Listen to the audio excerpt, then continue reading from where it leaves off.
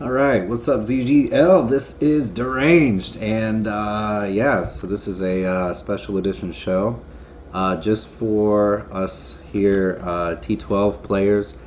I want to go through and actually talk about a couple formations. Yeah, so when we're in Galactic Battle, and first, let me just kind of preface the idea of what we're doing. There's a couple different marches that we're going for. We're going for early Ranger marches that we know is going to get us the maximum point return, but now that Rangers count towards points, we have to limit our exposure on that. We're going for tier suppression marches, and actually that's I haven't. We'll set those up here in a little bit, and I'll show you kind of what when it comes to SWE or tier suppression, what you're looking for. Very low troop count numbers. You're talking about 1 to 5, maybe just in the front row, maybe all 5, 6 slots. Uh, to be able to minimize what risk. What we're really trying to do is early game take a little bit of control and force out some points from the team. Once points start coming and we realize that they're willing to risk some points, we probably lost some points there because they cleared all of our rangers.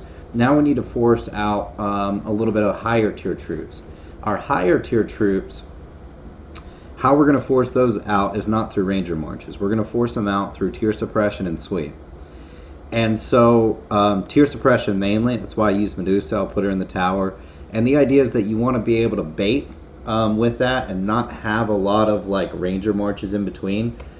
Because when they send those points, you need to be able to rush that tower immediately to be able to counter that march and for us to gain points. That's where we get the huge point leads early on. And so that's the tier suppression. And then the last one is when you know where a march is and you know what you're up against. So like our last galactic battle, we knew that Reinhardt. There's no way that we could sit there and touch him full march, you name it.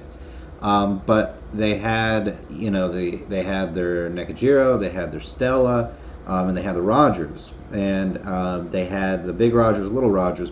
Well, I knew I could take I knew I could take the Rogers, and I knew that I could take the Gilly, and I knew that I could take the Nekajiro. I just needed to know where the Reinhardt was. And so there were some full marches against those marches and the Elf.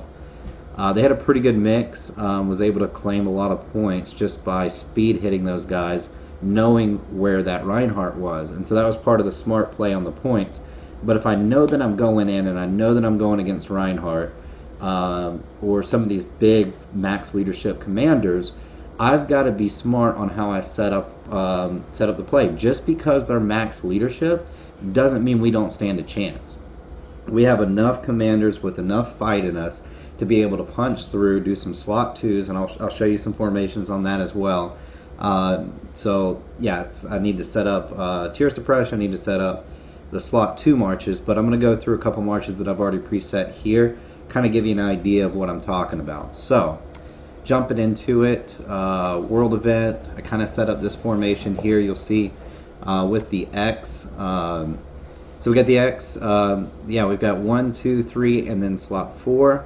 So this is going to be a pretty powerful march, especially if he gets the triggers with Gemini, Sagittarius, Mysterious Winds. This is a great defensive commander. So if any of you don't have, if you're air or if you are Walker, you gotta have a good infantry class commander to start out early game with some good gear, and that's just for defense, being able to put them into other people's arcs, being able to put them into strongholds, forcing out those points. So there's also 3 different classes of commanders that are out there. What I call number 1 is you've got your even class commanders, which those are going to be, look, you really need to have T12 equal leadership stats to be able to win that battle on the point exchange, especially. And so those are going to be like your Rogers are really point heavy. Your full metal. I mean, even full metal. I can't just go in full stacking against anybody that's bigger than me because I could lose. And depending upon their setup, there's some real risk that you can take there. So yeah, so that was number one. Number two is you've got your, I would say, you've got your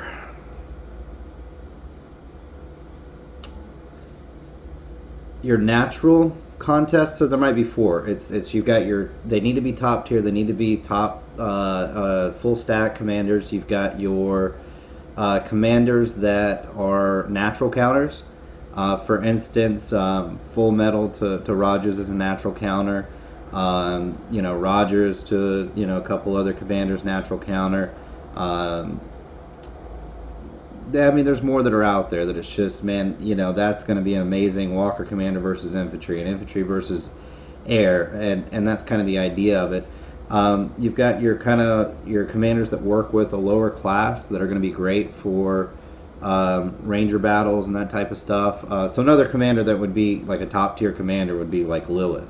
If you're going to main a Lilith, you've got to go all in with Lilith. It doesn't work if you go half-assed. But then you've got this class of commander that's in between, and that's really going to be your bullets, your rocks, your Nekajiros, your Vegas, your Stellas even. Still very much in the game. Although Stella is quickly becoming a top tier commander because the attack portion of it doesn't matter as much. With the amount of defense that's out there, she really shines when it's eternal barriers and you're working off tear space. The reason that tear space, and I'll get back to these commanders in just a second, but the reason that tear space hits so hard is because of leadership. So if you're going to an equal match, then the person that has the most HP is going to win. If you're below that, the person with the highest leadership is probably going to have more HP.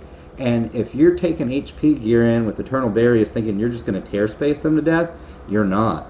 And that's because they've got the more leadership that you're not able to take enough away from them in time. The only exception for that is going to be walkers.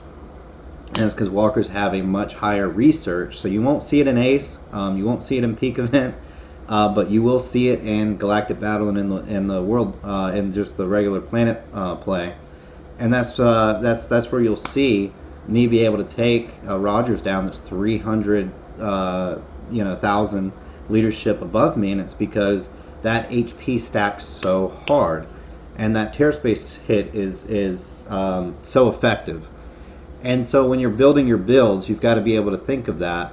Go look at Peak Event. Look at some of these builds that are out there to be able to go, what are the top guys doing? So yeah, anyways, but going back to those other commanders, when you're talking about Nekajiro, when you're talking about, dude, there's some commanders that we haven't even touched yet. Durari, his curse is probably one of the hardest hitting curses in the game.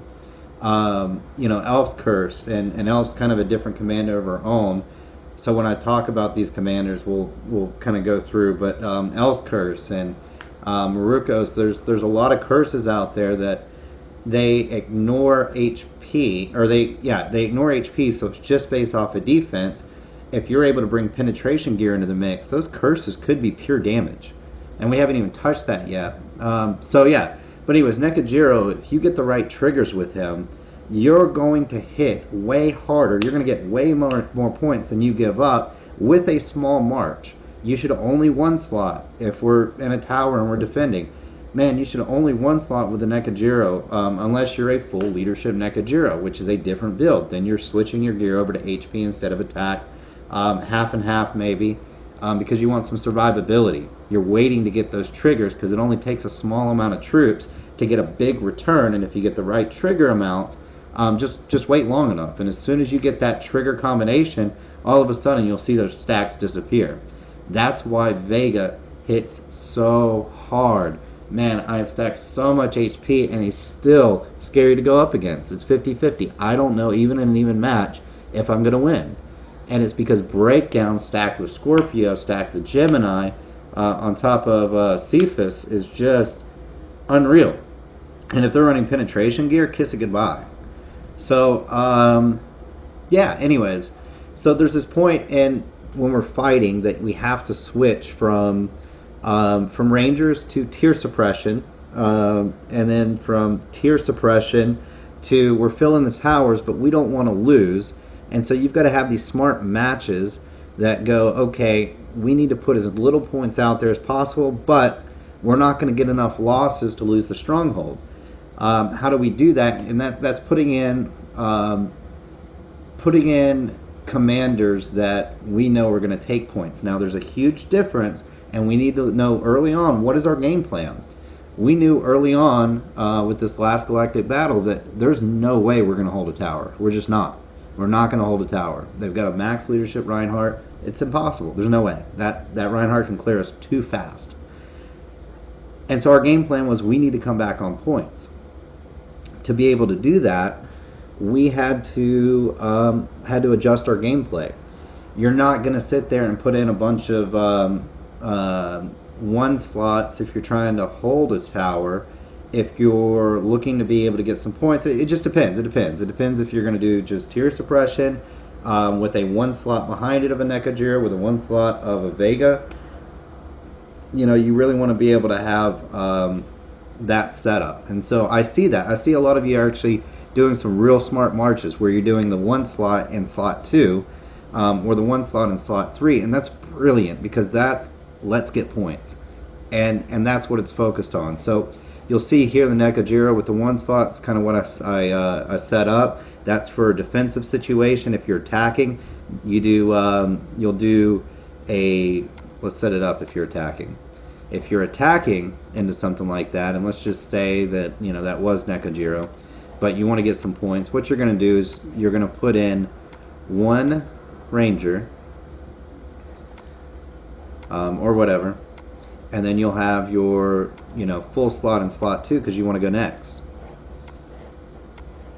And then you could put in another one here. Now you could do something like, especially if you know that that they're sending in infantry or something, you want to put in another T12 back here. That is a absolutely acceptable thing to do because they might, even if they trigger Awakening or a Gemini hit, maybe they hit that Gemini hit here, and that leaves your stack 2 to go first strike, and that's what you're looking for. You just want to create a first strike situation where you're going to get the point lead and hopefully you know, not lose points in return. And so that's what the idea behind what you're setting up here. And so you could do something like this, you know, and just try to cycle it around, especially if they don't have Gemini. Yeah, anyways, let's just go with this. You know, you could do something like this, or, you know, even leave a clearing here so you know that if it's Awakening, it's going to take out these 4 here, which gives this first strike. They weren't able to punch through here, so if you take out their slot 2, their slot 3 is going to clear, and you're free to go. And that's the idea behind it, is that if you can knock that slot 2 down hard enough, that you're good. Now, if you're hitting up somebody that's bigger than you, that's really hard. So you got to know when to pull and when not to. Yeah. Let me do another formation here. So when you're facing, you know, an air commander or something like that, that especially if they don't have Gemini. And this was the case last night. If anybody noticed, that Reinhardt did not have Gemini. And Gemini is such a powerful gem because it's scary if you're trying to, you know, hit on the back row. But the idea is that you're going to full slot this slot 4 over here, and that air is going to keep going through this front row. Most likely they're going to break through 2 or 3. You have a higher probability chance of them breaking through 2 or 3 as you're just nailing back at their slot 1. And if you can gain points that way, you know, you're good to go. And that's the idea with survivability against some of these air commanders. I tried running a little bit of this, but if you guys noticed, that dude was running like 200% accuracy, and I didn't catch on to it fast enough. I finally switched over from resistance weaken effect to dodge on my Awakening, and he stopped hitting me. And that's how we started to get some of those points back. But I did lose some points early on, and it was because I went in thinking I had enough dodge, which I normally would, and I didn't. So yeah, so that's kind of the idea there. Here's a great one if you're facing air, and again, as long as the Gemini doesn't trigger, or if this is against Walker. No, I'm sorry, yeah, if this is against Walker, Walker's their awakening is going to be slot 1, 2, and 3. Typically, if they do hit you, unless it's Full Metal who has a damage increaser on the back, usually if they do hit you, it's just with the Gemini. And so if they hit you with the Gemini, you're not getting the tear space on this back one back here. And that's where you get the advantage of first strike against, well, even against air if they hit Gemini and it's not hard enough. Again, this is close to even matches if you're doing a march against a real strong commander like a full leadership Reinhardt like we were last night. You don't want to slot the slot 4 right here because well, with him it would have been safe because he didn't have Gemini, so he'd have hit here, possibly had an awakening. Your next one would have gone if he didn't have the awakening. He would have hit here and probably triggered the awakening. If he triggered the awakening, he would have killed this this slot here, and then you would have first slot here when his third slot shot in and took you out, not losing any points. So that's kind of the quick tutorial there. Let me go over to the next set of formations that I have set up, and that's going to be here. Alright, so if you were on Discord voice, you heard us last night screaming slot 6, slot 6, slot 6. This is what slot 6 looks like, where you've got Rangers and 1, 2, 3, 4, and 5. I know these are Yetis, but you got Rangers in slots 1, 2, 3, 4, and 5, and then you've got a full stack in slot 6. What this, especially against air, that's where this really comes in. Is definitely against air. Against infantry, that's been the difficult thing, is these full stack Stella's trying to figure it out. I might put a march together anyway. So let's talk about air real quick. That awakening goes, kills all of these. You get a chance to go back and hit with your slot 6. Their slot 2 clears your slot, and you're good to go.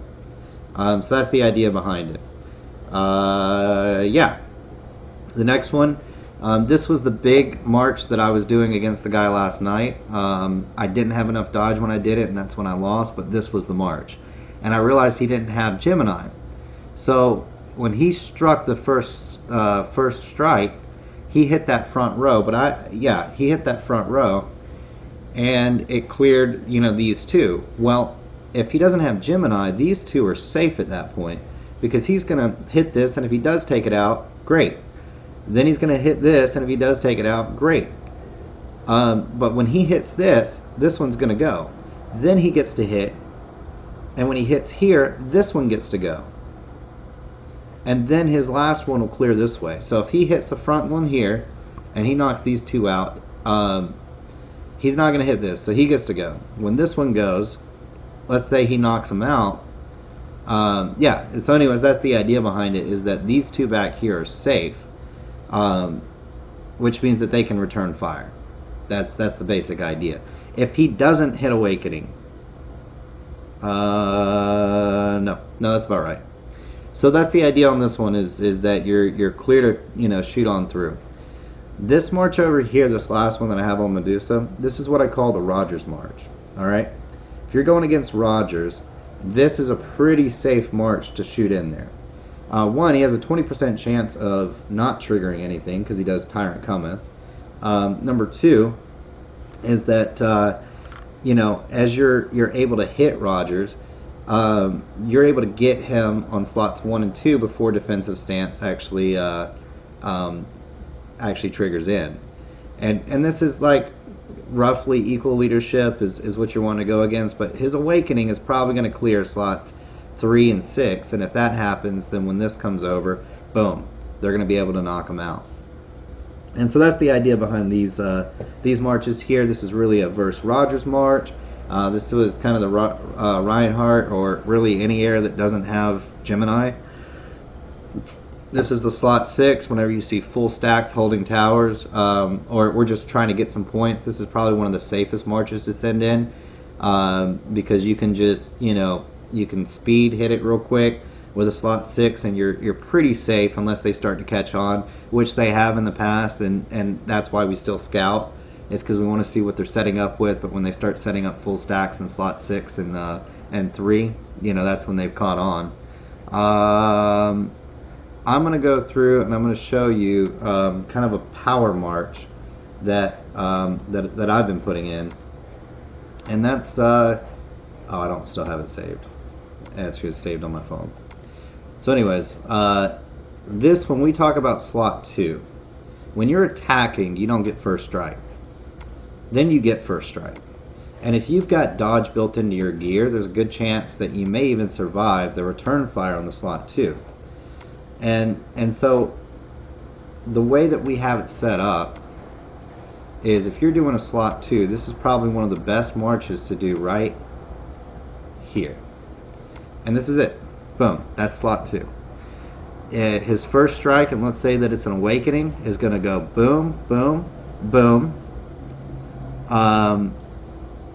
You can, even if you like, put one T12 in this last slot. God, this is so slow.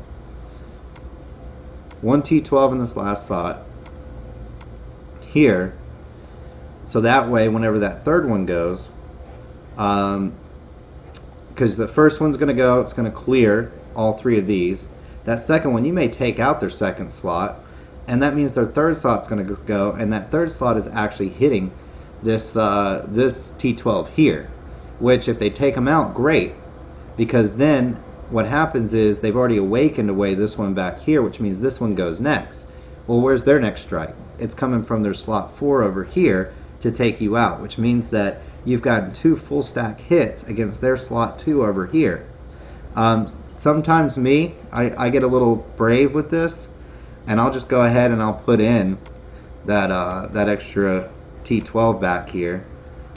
I don't recommend this for the rest of you guys, but I'm just trying to create an HP cannon where I'm just hitting that slot 2 again and again. Sometimes I lose, most of the time I win. So the probability of me winning this is a lot higher in the right formations. And so when you hear Clever and I going, look, slot 2, slot 2, slot 2, we're trying to bust through the T12 stronghold. We're usually doing this as an attack formation, gaining a lot of points, but really what we're trying to do is get them out of the stronghold, and that's what this is about.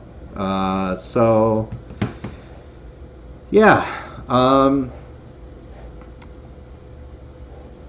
let's do the tier suppression march real quick.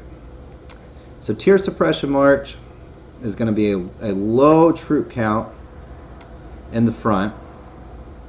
2, maybe 3 in the front. You don't want to give away a lot of points, but you do want to be able to eat away at anything that comes through you. Man, I've got some replays on that. I'm talking about a couple hundred T7 and T9, and it's just crazy. Where this really works against is if you have tier suppression built into your gear. You're talking about Black Knight, half set Libra, and then the Diablo hull. Plasma bombs are ones that these guilds still think is relevant, and they'll send these huge plasma bombs against it or whatever, and it's just not worth it. And so I'll do a tier suppression march where either it's just the front 3, and that's probably the best route to go. Sometimes I will do something like this where I'll do 3, and then I'll just do 1, 1, 1, and then 20 in the back. And maybe the idea is that I'm just trying to get them to punch through, but I'm trying to create some damage. Maybe I can do some return damage if they do come at me pretty hard. Maybe you'll do something where you'll take one of the slots out so that it will create a hole, and now you've got a 30% chance that you'll get hit, but really they'd have to go through this one and this one. So really, knowing that these are going to be empty, you've got more of a 60% chance that you're not going to get hit. And so that's really what I'm banking on with this march, a 60% chance I'm not going to get hit because they're going to punch through, and the majority of it I'm probably going to take more points than I give with a march that's like this. Um, if we're talking about, I think we covered it. I think that's pretty good. The slot 6 you could also do with slot 3. There's some marches that get really advanced on this, but let me think. What are the marches that I like? All right, I've done some pretty crazy marches. Here's an advanced march that I like. You guys will like it too once you see it. This is creative. You infantry commanders would actually probably really like this.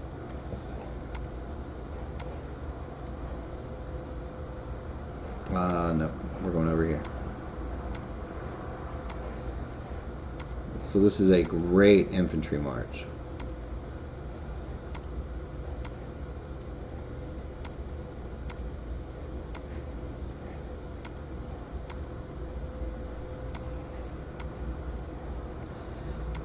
This is a really good point collector too.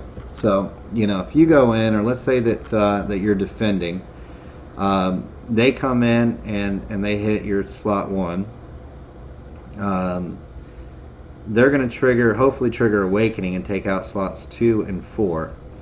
The next that's going to go is going to be your slot